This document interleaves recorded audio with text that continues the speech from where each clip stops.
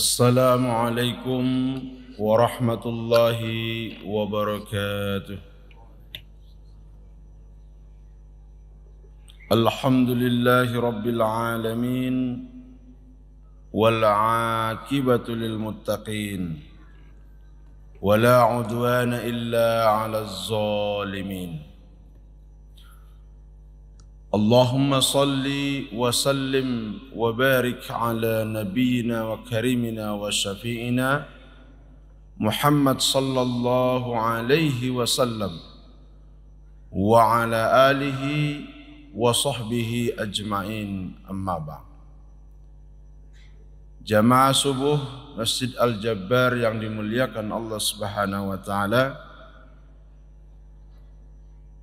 hari ini kita berada di bulan Agustus, hari kemerdekaan negara Republik Indonesia, negara yang kita cintai. Maka sebelum ceramah singkat ini saya sampaikan, marilah kita membacakan surah Al-Ikhlas 3 kali. Mudah-mudahan kita dan negara kita ini Allah berikan rahmat dan barakah.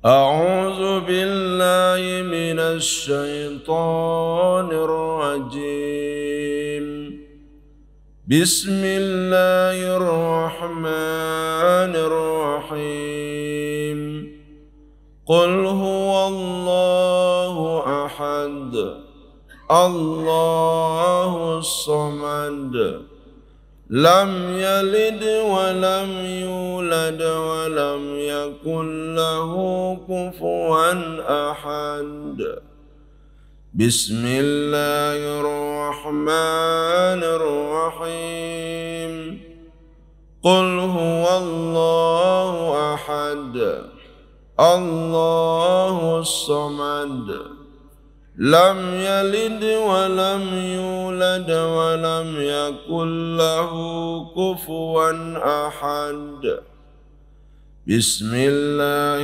الرحمن الرحيم قل هو الله أحد الله الصمد لم يلد ولم يولد ولم يكن له كفوا أحد صدق الله العظيم. Alhamdulillahi rabbil alamin. Allahumma awsil sawaba ma qara'nahu min suratil Ikhlas lana wa li baladina Indonesia. Mudah-mudahan bacaan surah Al-Ikhlas kita yang kata Rasulullah sallallahu alaihi wasallam 3 kali Al-Ikhlas sama pahalanya dengan khatam Al-Quran. Mudah-mudahan kita dan negara kita ini Allah rahmati. Jamaah yang dimuliakan Allah Subhanahu wa taala, ada satu nasihat Rasulullah sallallahu alaihi wasallam tentang bagaimana mendapatkan ibadah dan amal yang baik dan terasa khidmat. Di dalam hadis Rasulullah sallallahu alaihi wasallam yang diriwayatkan oleh Abi Hurairah, dia berkata, sami'tu Rasulullah sallallahu alaihi wasallam yaqul ma nahaitukum anhu fajtanibuh wa ma amartukum bihi fa'tu minhu mastata'tum fa innama ahlakal ladzina min qablikum kasratu masailihim wa ikhtilafuhum ala anbiyaihim. Artinya Abu Hurairah mengatakan, aku mendengar Rasulullah sallallahu alaihi wasallam bersabda, apa saja yang aku larang jauhi, apa saja yang aku perintahkan tunaikan sesuai dengan kemampuanmu. Sesungguhnya umat terdahulu hancur karena kebanyakan bertanya dan mereka menentang nabi mereka. Bapak Ibu yang dimuliakan Allah Subhanahu wa taala, sekilas hadis ini ya kita pahami, jauhi larangan, tunaikan perintah. Tetapi sebetulnya ada satu konsep yang perlu kita pahami dari hadis ini, yaitu beramal itu lebih penting daripada menanyakan tentang amalnya. Apa artinya? Kalau Bapak Ibu dengar ceramah, Bapak Ibu baca Al-Quran dan dapat ilmu dari Al-Quran itu, lalu Bapak Ibu juga belajar, maka mengamalkannya jauh lebih penting daripada menanyakannya. Itu yang pertama. Yang kedua adalah bertanya setelah mengamalkan pasti beda rasanya. Saya ulangi, mengamalkan dulu baru mempertanyakan pasti beda rasanya. Apa bedanya? Sudah tahu dulu baru kita bertanya. Banyak orang yang tidak jadi bertanya itu. Kenapa harus sholat? Kenapa harus 5 waktu?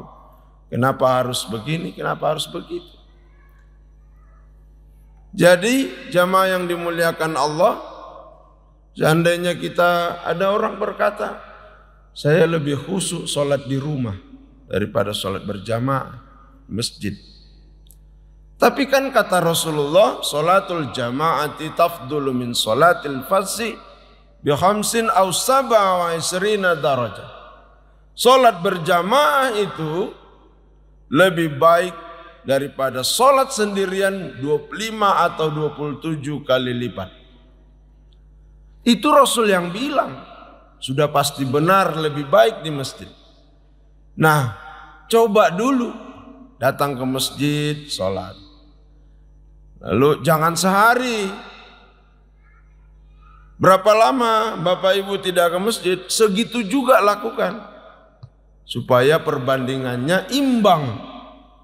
Nah, nanti akan mengalami pengalaman ibadah, pengalaman melaksanakan perintah, itu akan memberikan kita gambaran, oh ternyata ini kurang lebihnya seperti ini. Maka nanti pertanyaan kita, apalagi ya yang belum saya lakukan? Yang sempurna, yang lebih sempurna itu yang bagaimana? Justru bertanyanya ke sana. Pertanyaan itu adalah tunaian daripada perintah dawuh Rasulullah SAW yang beliau diperintahkan oleh Allah Subhanahu wa ta'ala. Kalau di Quran kan banyak Bapak Ibu yang diabadikan. Yahudi dengan nabinya banyak nanya itu. Nanya A, nanya B, nanya C, segala ditanya. Akhirnya karena banyak bertanya, belum melakukan, akhirnya menentang. Ah, ini jawabannya kurang memuaskan saya. Ini jawabannya kok nggak masuk akal. Akhirnya perdebatan, akhirnya ibadah yang ingin dilakukan menjadi terlunta-lunta. Tetapi apakah tidak boleh bertanya? Oh, sangat boleh. Hanya pertanyaan kita itu untuk mencari ilmu. Pertanyaan kita itu karena ketidaktahuan. Dan pertanyaan itu sebaiknya kita sampaikan setelah mencoba dulu. Setelah mengalami dahulu ibadah itu. Jamaah yang dimuliakan Allah Subhanahu wa taala, maka Rasulullah SAW memberikan konsep ini. Tinggal di list itu Bapak Ibu, apa yang sudah, ibadah yang sudah saya lakukan, apa yang belum Apa ibadah yang masih kurang? Apa ibadah yang masih belum lengkap ilmunya? Maka dari konsep ini kita akan belajar. Bukankah masalah kita manusia adalah berapa banyak yang kita tahu itu dibandingkan dengan berapa banyak yang kita amalkan, maka berapa banyak yang belum kita amalkan. Itulah masalah kita. Karena apa yang sudah kita ketahui dituntut untuk diamalkan sampai nyawa berpisah dari badan kita. Maka kaum muslimin yang dimuliakan Allah Subhanahu wa taala, marilah kita sama-sama mulai merasakan ibadah itu, mulai merasakan kebaikan, tidak hanya ibadah mahdhah, yang ghairu mahdhah pun. Baru kita melihat sisi-sisi yang lainnya. Jadi tujuan hadis ini adalah kita lakukan dulu baru kita lihat, nanti kita akan mendapatkan pandangan yang lebih dalam, ilmu yang lebih dalam dari ibadah yang kita lakukan itu. Itu saja barangkali yang bisa saya sampaikan. Mudah-mudahan ada manfaatnya. Wabillahi taufiq wal hidayah. Wassalamualaikum warahmatullahi wabarakatuh.